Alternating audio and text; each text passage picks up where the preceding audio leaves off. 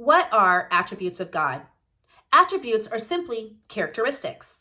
They're what he's like. So the same thing applies to humans, right? I have a mom and I can say that she is loving. That is a characteristic of my mom. The difference when it comes to God is when we say God is love, his entirety is love. His whole being is love.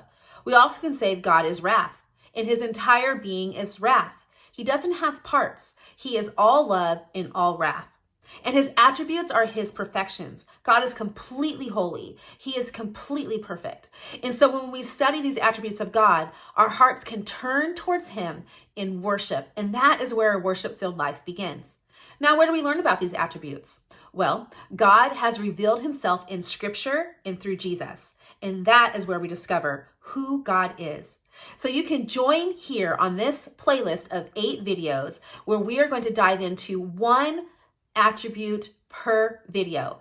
We're going to do 8 of them. Now, there are, of course, many more attributes than 8. In fact, if we made a list of 1,000, I have some pastor friends who require their worship leaders to list 1,000 attributes with scripture references before they ever hit the stage and leading the family in worship. And I think that's a great idea. So that is a great place to start with the worship-filled life, especially if you're a worship team member, to really hone in on those attributes of God. And so, but we could still make that entire list of 1,000 and not even touch the surface of who God is and know the entirety of who he is.